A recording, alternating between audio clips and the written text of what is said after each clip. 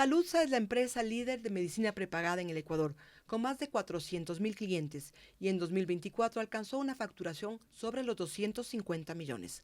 Bienvenidos a un nuevo podcast de Forbes Ecuador. ¿Existe una receta para el éxito? Podríamos preguntárselo al chat GPT, pero mejor te traemos a los maestros Jedi de los negocios y te contamos cómo lo hicieron en Interview. Hoy vamos a pasar revista al pasado, presente, futuro y proyecciones de la empresa de medicina prepagada líder en el Ecuador, Saludza, con su presidente ejecutivo, Eduardo Zurieta. Bienvenido, gracias por acompañarnos. Gracias, María Judith. Vamos por el inicio. Cuéntanos un poco de tu historia. ¿Cómo nació Saludza?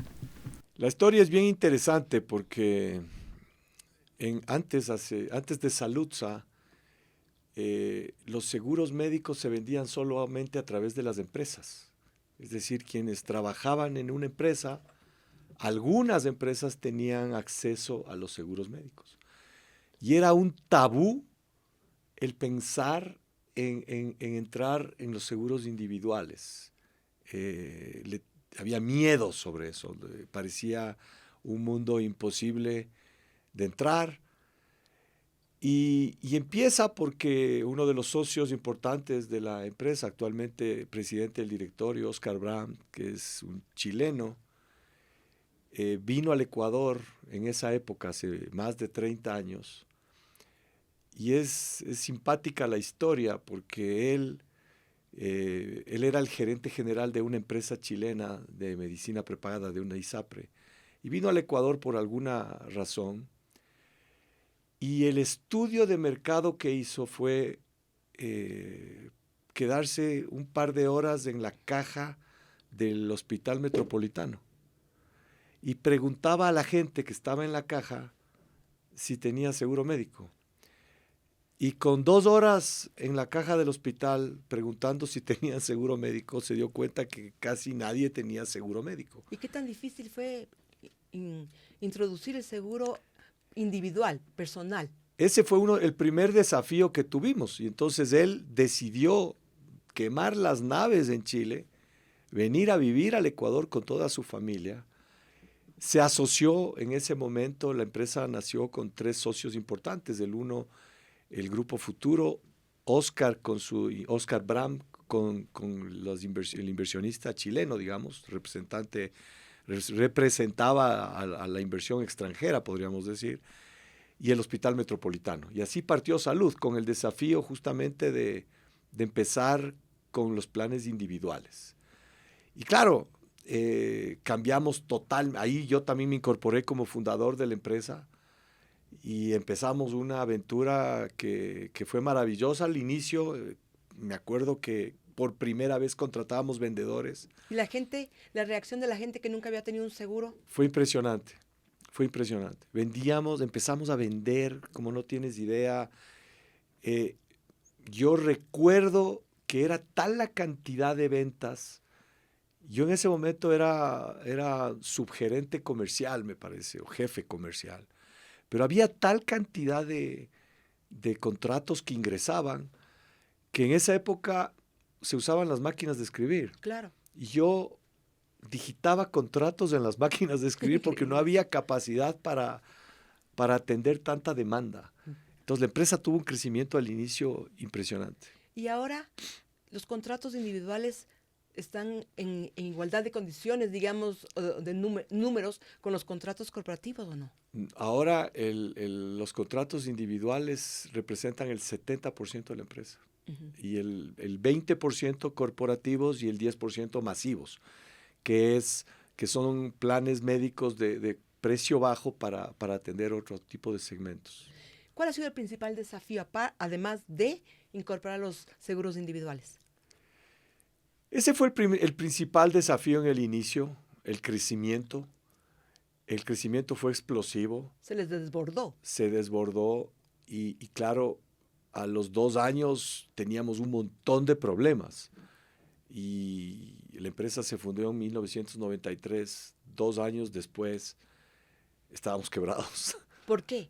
Si tenían tantos clientes. Teníamos tantos clientes, pero claro, como nunca se había hecho acá, no había historia de los seguros individuales, la siniestralidad estaba más alta, los gastos estaban desbordados y la empresa estaba en un problema grave. Yo recuerdo que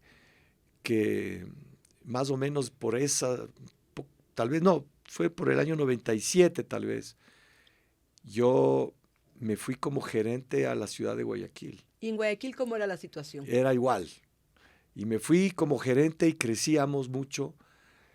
Y llegó un momento en que no teníamos plata para pagar sueldos. Y no teníamos plata para responder a los clientes porque no había liquidez. Y el estrés que uno vive en esas circunstancias, porque sabes que cualquier cosa que, o sea, no tienes la liquidez para pagar a los empleados los sueldos. Sin embargo, en ese momento los socios de la compañía capitalizaron la empresa y nos dieron un alivio. ¿Estaban a punto de bajar el Anfor? ¿O no? No tanto. No tanto, o sea, estábamos para bajar el Anfor. No había plata. Y cuando no tienes liquidez para pagar sueldos, para pagar a los clientes, estás quebrado. ¿Y cuánto tuvieron que capitalizar para evitar justamente que cierre sus puertas? Yo creo que en esa época fue como más de $1 millón, pero en esa época... Hablamos de 1995, 96. Estás hablando de, sí, estábamos en sucres. Claro. Entonces era un montón de plata, pero siempre los socios de la empresa respondían y estaban listos para atender esto. Y recuerdo que hicieron la capitalización de la empresa y nos pusieron un plazo para sacarla adelante. ¿Qué plazo les pusieron? 6 meses. Y nos dijeron, bueno, tienen 6 meses para salir adelante y ahí hubo Oscar Bram, que fue el primer presidente ejecutivo de la compañía. Él vivió 2 años aquí y la idea era que él esté en el Ecuador un par de años y luego regrese ya con su familia a Chile. Él ya se iba entonces. Y él ya se regresó, se mantenía como socio y de hecho se mantiene hasta ahora como socio y presidente del directorio. Y en esa época, con la empresa en esas condiciones, hubo un cambio de la presidencia ejecutiva y asumió Juan Sevilla como presidente ejecutivo con una empresa en estas condiciones. ¿Y cuál fue la estrategia que instrumentaron para que funcione? Porque tenían 6 meses. En 6 meses sacar adelante una empresa que está quebrada no es fácil. Yo recuerdo cosas maravillosas de esa época. Finalmente estábamos quebrados. Trabajar 12 horas por lo menos. Había que trabajar mucho. Juan asumía una responsabilidad complicadísima porque hacerse cargo de una empresa quebrada era muy difícil. Yo recuerdo que algunas cosas fueron determinantes y una de las dudas que teníamos era, ¿les contamos a los empleados lo que está pasando o no? Y siempre había el temor de que cuando uno le cuenta a los empleados se podía transmitir una noticia negativa y eso podía ser peor para la organización. Y recuerdo que Juan en ese momento tomó una decisión muy valiente, pero que ha definido también la cultura de la empresa, que fue, tenemos que decirles la verdad. Son parte del equipo y esto es como una familia y la familia tiene que saber lo que está pasando en la organización. Y entonces convocamos a todos los empleados. ¿Cuántos empleados tenían en esa época? Yo no me acuerdo, habrán sido unos 200 empleados, 150 empleados. Le reunimos, ahí entrábamos en una sala y les contamos la realidad y cuál era el plan para salir adelante. Y desde ese momento esta es una empresa que siempre fue muy transparente con los resultados.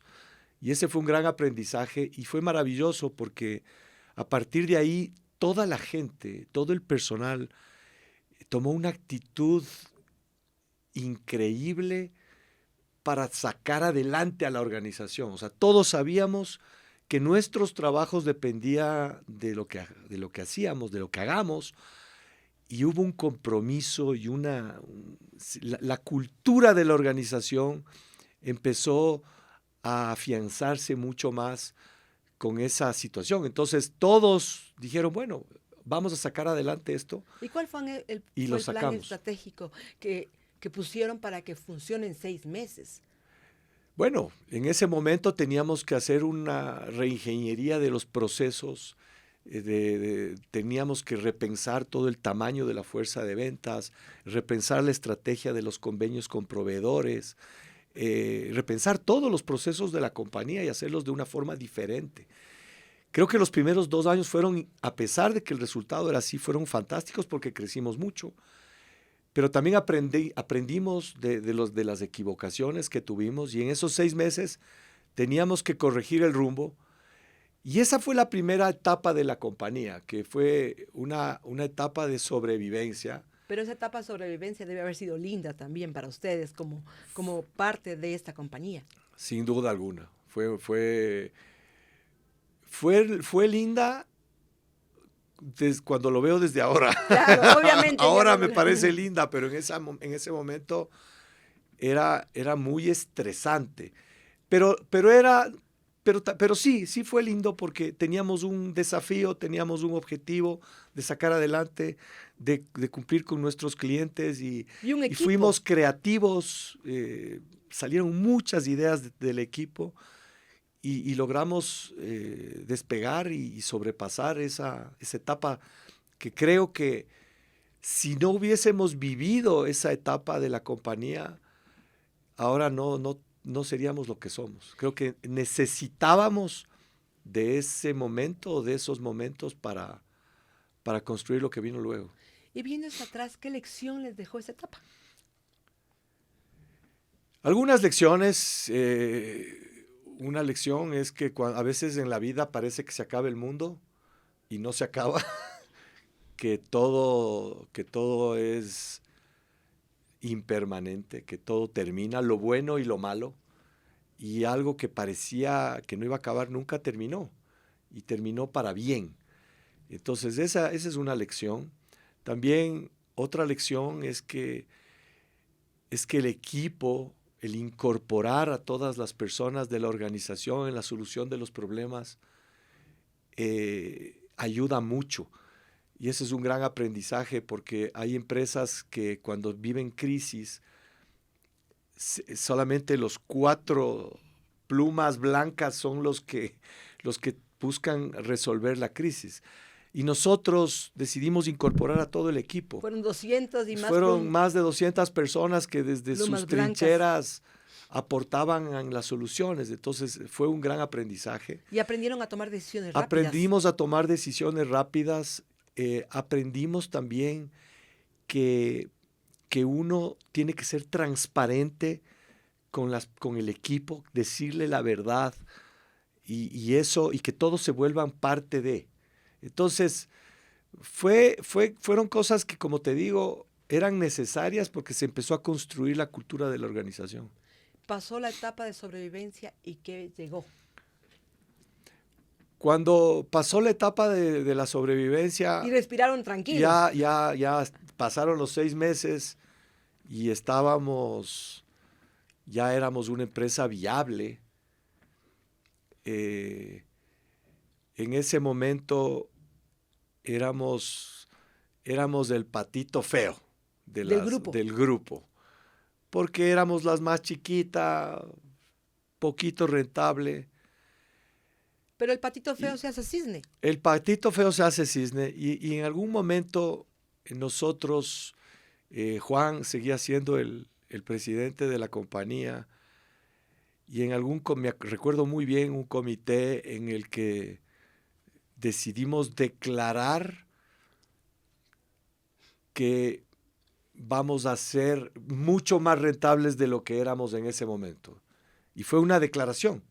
¿Hablamos de qué año más o menos? Hablamos probablemente del año 2002. Yeah. Además, después de toda la crisis del año 2000, claro. La compañía también ahí tuvo un segundo momento que ya estábamos más fuertes y logramos superar ese desafío tremendo que fue con los depósitos congelados. Ahí no teníamos dinero para pagar los sueldos y para pagar a los clientes porque los depósitos estaban congelados. Esa es una crisis que los más jóvenes no se imaginan y no entienden. Pero haber vivido eso a uno le le Y fortalece. el dolor, el La sentirte angustia, no poder hacer nada y que toda tu plata esté exactamente, y congelada eso y fue... no sabías cuánto tiempo tampoco. No, Fue exactamente. horrible, No la sabíamos verdad, cuánto sí. tiempo, necesitábamos seguir cumpliendo con los clientes y ahí teníamos que hacer negociaciones. No, fue una etapa, en ese caso también hubo mucho aprendizaje. Y después de eso, Te vuelves resiliente. exacto, y después de eso se volvió muy de moda. Me acuerdo, el fútbol siempre ha sido parte de nuestra sociedad importante y recuerdo que estaba de moda eso de irnos al mundial. Creo que era la primera vez que nos íbamos a un mundial de fútbol. Y nuestro mundial en la empresa era llegar a un punto X de rentabilidad que nos habíamos planteado. Y ese era nuestro mundial. Y era la declaración. Y entonces nos reuníamos con los empleados y cuando nosotros en la empresa decíamos, nos vamos al mundial, quería decir que íbamos a ser más eficientes, íbamos a ser mejores, íbamos a tener mejores procesos, mejores productos, y lograr ser más rentables. Entonces, esa segunda etapa fue de rentabilidad.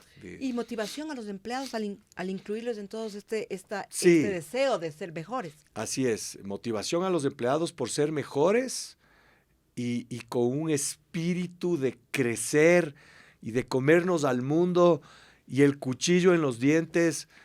Y eso también forma parte de la cultura de la organización, de eso de que aquí podemos, lo que nos proponemos, lo logramos. ¿Cuánto tiempo les tomó lograr esa declaración? 1 año, porque además la idea, nos pusimos un objetivo de rentabilidad hasta el final del año, que era loco. Era como, imagínate que una empresa vende 10 y dice al final del año voy a vender 80. Y lo consiguieron. Y lo conseguimos. Y ahí nosotros aprendimos que así es la vida. La vida es de declarar lo que uno quiere, ¿Y qué le aunque dijeron el parezca resto de imposible. socios? Todo el apoyo siempre ha sido los socios han apoyado todas las locuras que se nos han ocurrido. Y obviamente algunas han salido bien, otras han salido mal, pero creo que siempre ha habido ese apoyo, porque sin ese espíritu habría sido muy difícil construir lo que se ha construido. Entonces, en ese momento también aprendimos que así funcionan las empresas. No importa si el país se cae a pedazos, no importa si hay 1.000.000 problemas, nosotros declaramos que nos vamos para allá y nos vamos para allá. Y eso así se va creando la cultura de la compañía, la filosofía, lo que te guía. Entonces, el no aceptar las excusas, que es muy propio de nuestra cultura Chao, ahora. excusas. El chao excusas viene de eso, de que nosotros declaramos algo, nos ilusionamos con esa idea, con ese proyecto, y nos enamoramos del camino y que empezamos a caminar. Y los obstáculos se presentan, porque siempre se presentan obstáculos, siempre el PowerPoint nunca es igual a la realidad. La vida siempre te presenta obstáculos que no pensaste, problemas que nunca te imaginaste tener, y el objetivo es siempre ir superando eso y disfrutando del camino. Eduardo, ¿puede compartir con nosotros alguna locura de ustedes que no funcionó? ¿Alguna locura? Que no funcionó, porque eso me dijo hace un ratito, que hay locuras que le funcionaron súper bien, pero algunas se quedaron en el camino. Muchas no funcionaron. Recuerdo que en un momento de la historia de la empresa tomamos una decisión de... Ya no nos motivaba la rentabilidad. Ahora queríamos algo más grande. Y nos pusimos un sueño. Y el sueño era, ¿cómo hacemos que nuestros clientes estén más sanos? Y esa era la pregunta que queríamos responder. Y era un desafío más grande de los anteriores porque no teníamos idea cómo hacerlo. Y en ese camino hicimos varios proyectos fallidos. Primero lanzamos un proyecto que le llamamos de salud integral y ese proyecto tenía, o sea, como no sabíamos qué hacer para que nuestros clientes estén más sanos, lo que se nos ocurrió es, primero tenemos que saber cómo está la salud de nuestros clientes. Y el objetivo de este proyecto de salud integral era que medir la salud de los clientes. Entonces decimos, les vamos a hacer un examen médico a todos los clientes para saber cómo están y a partir de ahí empezar a trabajar en su salud. Y la sorpresa es que nadie se hizo el examen médico y no había manera de que los clientes se hagan el examen médico, porque claro, no es muy divertido irse a hacer un examen médico y la gente no le gusta, y entonces fracasó. Y después nos asociamos con una empresa en Estados Unidos para desarrollar un app, y el app tenía como objetivo lograr que los diabéticos e hipertensos cambien su estilo de vida.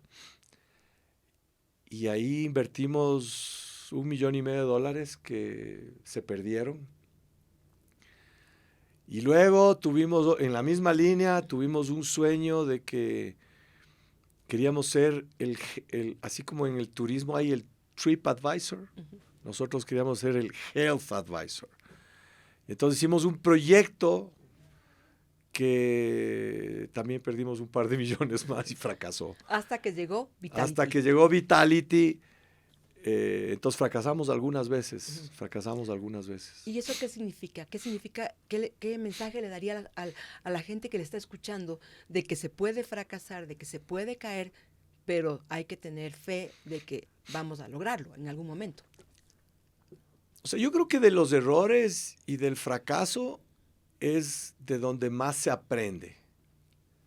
Del éxito no se aprende nada y uno tiene que estar consciente de eso. El éxito es delicioso. Cuando algo sale bien, es delicioso. Uno se siente empoderado, el ego sube, pero no te enseña nada.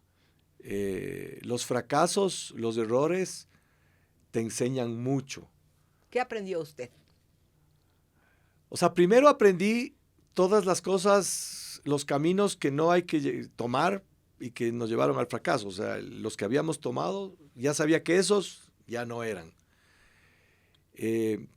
También es que cada fracaso a uno le deja una cantidad de aprendizajes que luego permite seguir, dar el siguiente paso.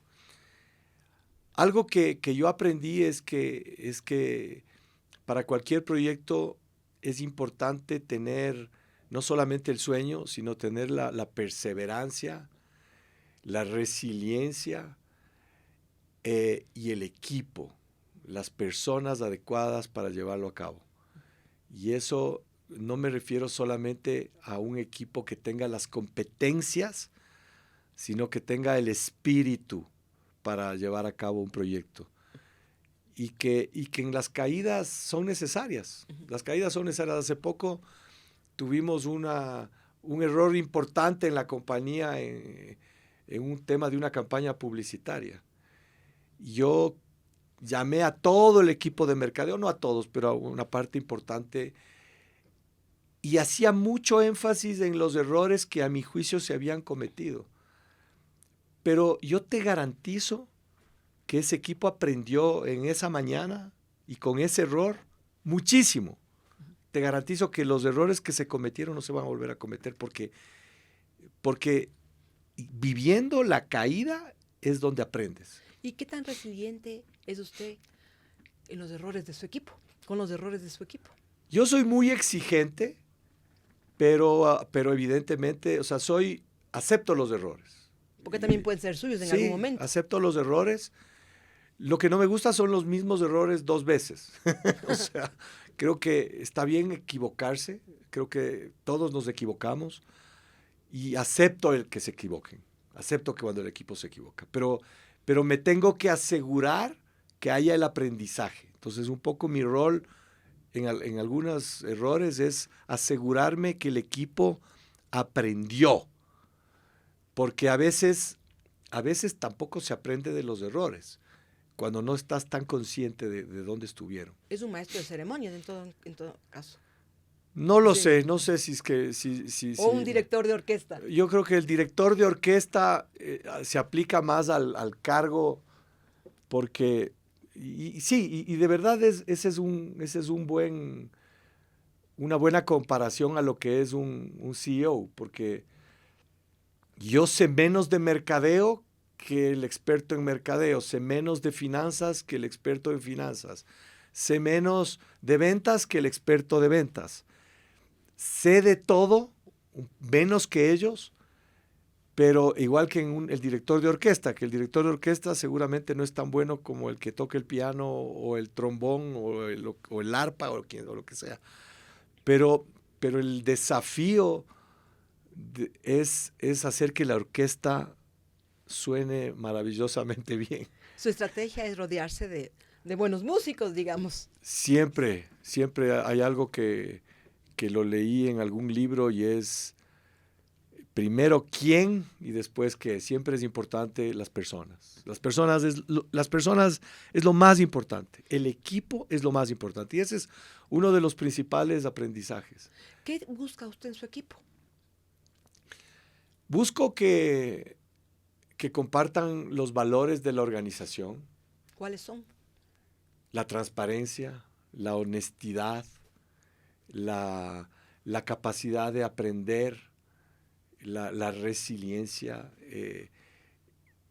Esos son los valores que busco, el empuje, la tenacidad, la perseverancia. Entonces, primero que tengan eso. Y luego que les guste ponerse desafíos que parecen imposibles. ¿Y cuáles fueron los errores que cometieron que les llevó al fracaso en las otras opciones y que en esta opción no la van a cumplir, a llevar? No sé, a ver, esa es una gran pregunta. Nosotros, te voy a contar un poco la historia. Hace un año nosotros decidimos exportar el modelo de Vitality. Porque si Vitality ha sido tan exitoso en Ecuador, ¿por qué no hacerlo exitoso en otros países de la región? Y entonces durante un año nos hemos ido a Colombia, a Perú, a México, a Centroamérica y nos hemos reunido con las empresas de seguros médicos y seguros de vida más grandes de la región y les hemos planteado una sociedad para lanzar Vitality en sus países. Los resultados que tenemos en el Ecuador son los mejores de toda la región. Y ha sido un poco frustrante porque no hemos tenido resultados. Nos hemos reunido con empresas inmensas que muchos de ellos ya están trabajando en sus propios programas de bienestar, pero no han tenido los resultados que hemos tenido con Vitality en Ecuador. Y en otros casos hemos visto que van a una velocidad menor de la que nosotros queremos ir. Entonces, hemos llegado a un punto en donde dijimos, bueno, intentamos hacer una sociedad, trabajamos intensamente un año para lograrlo y ahora, pues ya que no resultó, nos vamos a ir solos a establecernos en otro país. Ese es el nuevo desafío. Y en esa parte estamos empezando. Entonces, todavía no sabemos todos los desafíos o lo que implica eso. Estamos empezando. Entonces, yo no llamaría, respondiendo a tu pregunta, yo no le llamaría un error, porque no es que hemos cometido un error, simplemente hemos tocado unas puertas que no se han abierto. Y consecuentemente tenemos que tocar otras, o hacer un camino diferente, no seguir insistiendo en una estrategia que no funcionó. ¿Y la inversión que tienen previsto para poder llegar a México, de cuánto hablamos? Estamos todavía cuantificando la inversión, pero sin duda serán algunas decenas de millones de dólares. Uh-huh. ¿Cómo están las cifras, los números de Saludsa? Las cifras en Ecuador han sido muy buenas. Hemos tenido un año 2025 extraordinario. Las ventas respecto al año anterior han crecido en más del 20%. en definitiva los resultados están muy bien. Sentimos que el país también está empezando a despegar y eso nos encanta y vamos por buen camino. De acuerdo a la Superintendencia de Compañías, el 2024 terminaron con una facturación de 250 millones. ¿Qué proyección tienen ustedes para el 2025? Estamos apuntando a los 280 millones de dólares de facturación. ¿Y número de clientes? Yo creo que vamos a crecer en número de clientes un 15% aproximadamente. Y dentro de de los múltiples desafíos que tiene la compañía está la tecnología. ¿Cuánto están ustedes destinando o cómo están ustedes adaptándose a las nuevas tendencias, la inteligencia artificial, los chatbots, los Geminis, los ChatGPT? Sí, ese es uno de los desafíos que también enfrentamos porque así como la cultura de la organización, la filosofía es estable, se permanecen, los valores no cambian. La manera en que se hacen las cosas, la tecnología cambia mucho y cambia cada vez más rápido. Este tema de la inteligencia artificial es algo de lo cual estamos aprendiendo e implementando mucho. También rápidamente estamos invirtiendo. ¿Cuánto están invirtiendo? Estamos invirtiendo cientos de miles de dólares en esto. Es decir, ¿la cifra promedio? Yo te diría en este momento, tal vez unos $800,000 estamos invirtiendo, pero sé que estamos lejos de lo que necesitamos invertir para lo que queremos. Hay un proyecto ahora de un par de millones de dólares que probablemente vamos a empezar a invertir en un par de meses. ¿Cuál es este proyecto? Cuéntanos. Es un proyecto para transformar todo el servicio a nuestros clientes con inteligencia artificial. Entonces, el vicepresidente de servicio al cliente está trabajando en esto y esto creo que va a transformar esos procesos de la organización. Uh-huh. ¿Y cómo funcionaría este proyecto, esta propuesta con inteligencia artificial? ¿Un chatbot? ¿Cómo? No necesariamente un chatbot, porque lo que no queremos es que los clientes pierdan la sensación humana y ese es el desafío que tenemos. Lo que sí sabemos es que tenemos que aprovechar la inteligencia artificial, la información que tenemos a través de esto para mejorar nuestros procesos. Entonces, estamos en un proceso de aprendizaje. Yo mismo estoy aprendiendo cada día en esto de la inteligencia artificial. Yo no creo que en este momento haya nadie que sea un experto en el tema. Además, y vamos aprendiendo, exacto, la inteligencia artificial duplica su capacidad de inteligencia cada 6 meses. Entonces, lo que ahora te sirve en 6 meses ya no. El desafío es adaptarnos a ese modelo y sin perder, obviamente, la esencia de la compañía. Estamos hablando de un renacimiento también de Saludza en la parte de tecnología, el irse al exterior. Hay mucha proyección, muchas ganas de seguir creciendo. Sí, a mí me encantó eso del renacimiento porque creo que en este mundo uno tiene que reinventarse todo el tiempo. Y el desafío, y fíjate que uso mucho la palabra desafío, ahora me doy cuenta, pero es verdad, uno tiene muchos desafíos y eso es lo lindo de la vida, los desafíos, los proyectos que uno se pone y el desafío que tenemos es nunca sentir que ya, sino mirar siempre la siguiente cumbre, el siguiente objetivo, lo siguiente que tenemos que aprender. Y eso es, a mí me encanta eso. ¿Y cómo consigue Eduardo Zurrieta tener alineado a todo el equipo con los propósitos y desafíos suyos en una industria tan compleja? Bueno, tengo un equipo que me reporta a mí, con el que vamos trabajando mucho esto y nos ocupamos de que toda la organización entienda hacia dónde va la empresa. Yo me reúno con todos los empleados cada 3 meses.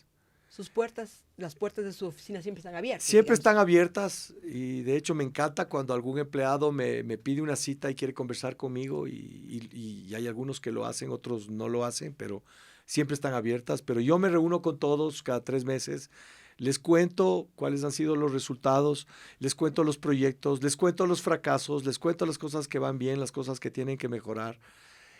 Y esa interacción es súper valiosa para que toda la organización sepa por dónde debemos transitar. Y ese es uno de los desafíos que tengo en este mundo del teletrabajo. Porque ya no les ve, pues, la cara. Porque ahora ya no les veo como les veía antes. Yo antes, como esto es tan importante, yo antes me paseaba por las oficinas y me sentaba a conversar con alguien y lograba extraer lo que esa persona está pensando, está sintiendo, y luego me iba a otro piso y conversaba y disfrutaba muchísimo de eso. Y ahora ya no. Entonces, tenemos que encontrar momentos para lograrlo, porque volver al pasado ya no se puede, pero ese es algo que tenemos que lograr, porque esa interacción, esas conversaciones en donde yo me reúno con una persona que está atendiendo al cliente y le digo, ¿cómo estás? ¿Cómo te sientes? Y en ese momento me dice, ¿sabes qué? Te cuento que la diadema no me está funcionando, o los clientes se están quejando de esto, y me cuenta a mí eso. Y esa cercanía creo que la estamos perdiendo, y tengo que encontrar la manera de que no se pierda, de que podamos conversar, porque yo necesito saber qué es lo que está pasando en la trinchera. Si yo estoy muy cómodo en mi escritorio, no me doy cuenta de lo que está pasando en la trinchera, y no me doy cuenta, y por eso agradezco tanto a los clientes que me escriben, que me llaman, a los empleados que me llaman a quejarse y me dicen, oye, esta vaina no funciona. Agradezco eso porque es una manera de hacerme ver lo que está pasando. Yo no alcanzo a ver todo lo que pasa en la organización. Necesito que las personas me lo digan. Y el teletrabajo es muy malo para eso. Uh-huh. ¿Usted está pensando tal vez en una opción mixta, híbrida? Tenemos una opción mixta. O sea, hay gente que va a la oficina, pero no es como antes. Antes yo me iba a las personas que atienden al público y me sentaba con 2 o 3 de ellas y ya tenía clarísimo los problemas que habían. Uh-huh. Ahora hay una gestión híbrida con la cual no estoy satisfecho. Esa es la realidad. No estoy satisfecho. Entonces vamos a cambiarla. Pero a los empleados de salud que me están oyendo, que se queden tranquilos, que no vamos a volver al sistema anterior porque sufren con solo la idea. Pero tenemos que, o sea, estamos pensando hacer cosas para que la gente voluntariamente quiera ir más a la oficina. ¿Significa qué, por ejemplo? No sé, una cafetería donde la gente pueda ir y pueda sentarse y tomarse un café mientras conversa. Todas esas interacciones que no son formales son súper importantes para una empresa. Yo me doy cuenta en las reuniones de Zoom, son muy buenas para cuando tienes un problema específico que tratar. Entonces te reúnes, ves la información, tomas decisiones, perfecto, funciona. Pero es en esas conversaciones informales en donde 2 personas o 4 personas se reúnen y la una le cuenta algo que está pensando y la otra le dice, oye, yo te podía ayudar de esta manera. Esa colaboración, de esa colaboración salen las mejores ideas. La parte humana de una compañía también. Y de verse a los ojitos, ¿ya? De verse a los ojitos y conversar y compartir. Y me pasa todo el tiempo a mí. Yo hace poco estuvimos en un viaje en Uruguay con el equipo y teníamos que tomar un vuelo que salía a las 6 de la mañana y estaba en Montevideo. Y estábamos un grupo de personas reunidas en el aeropuerto a las 3 de la mañana, o sea, cansados, sin haber dormido nada. Y en ese momento alguien dice, oigan, ¿y han pensado en esto? Y se comienza a desarrollar una colaboración y salen ideas y salen proyectos. Y las empresas ahora tenemos el desafío de no perder esa riqueza, Porque esa es una riqueza que se pierde y que nadie se da cuenta. Y no se la recupera. Y ya no te recuperas. Entonces, esa riqueza tenemos que recuperarla, porque yo quiero que la gente se encuentre, que se conversen, que comiencen a conversar de sus problemas. Yo quiero bajar a la cafetería y poder tener esa experiencia de sentarme en una mesa con 3 personas del área de lo que sea y empezar a conversar con ellos y entender qué problemas tienen. Y yo contarles mis problemas y encontrar soluciones y que se nos ocurran más locuras. Sí, eso es algo maravilloso. Eduardo, ¿qué tan importante es la cultura de la organización? Para mí la cultura es lo más importante. ¿Por qué? Porque la cultura es la manera como se hacen las cosas. Hay el qué y hay el cómo. Y la cultura está embebida en el cómo se hacen las cosas, en cómo piensa la organización, en cómo responde a los problemas, a los desafíos, a los imprevistos, cómo se comporta la organización.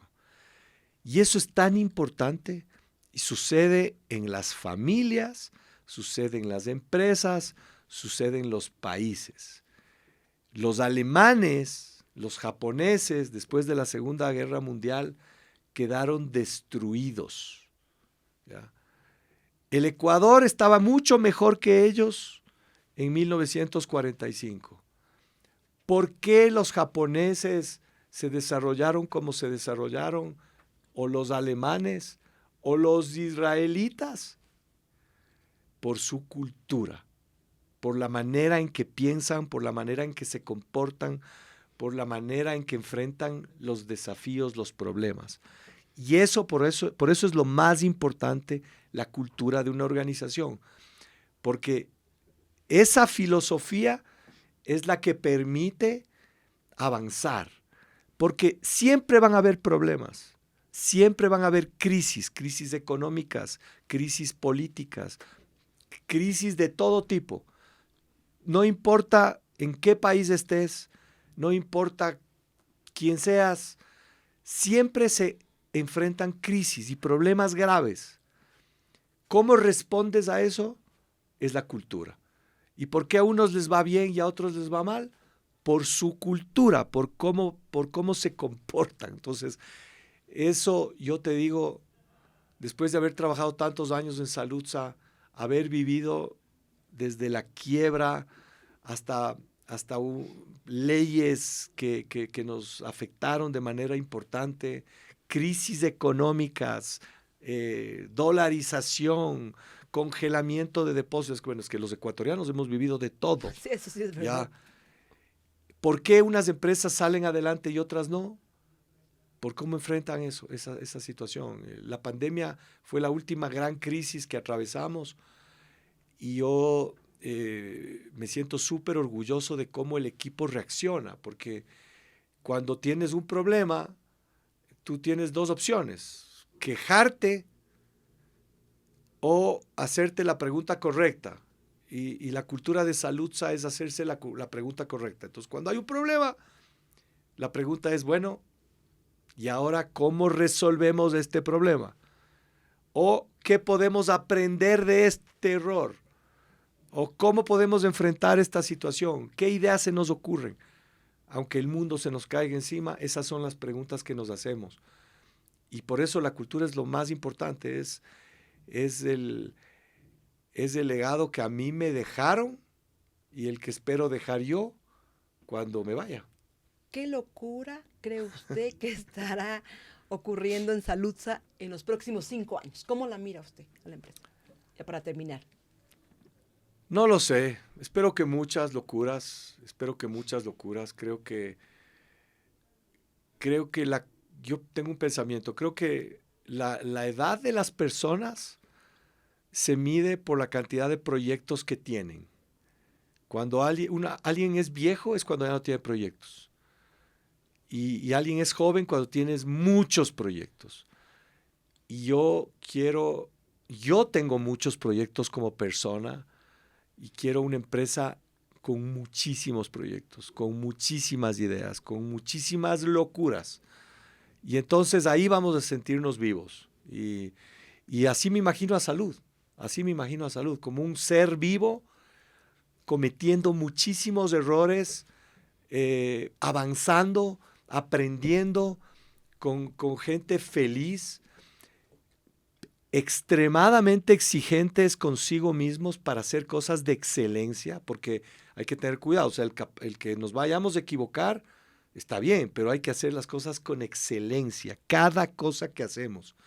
Y en eso es algo que no transamos. O sea, no me importa si nos estrellamos contra el planeta, pero que todos hayamos hecho las cosas con excelencia, porque a veces uno hace todo con excelencia y se estrella igual.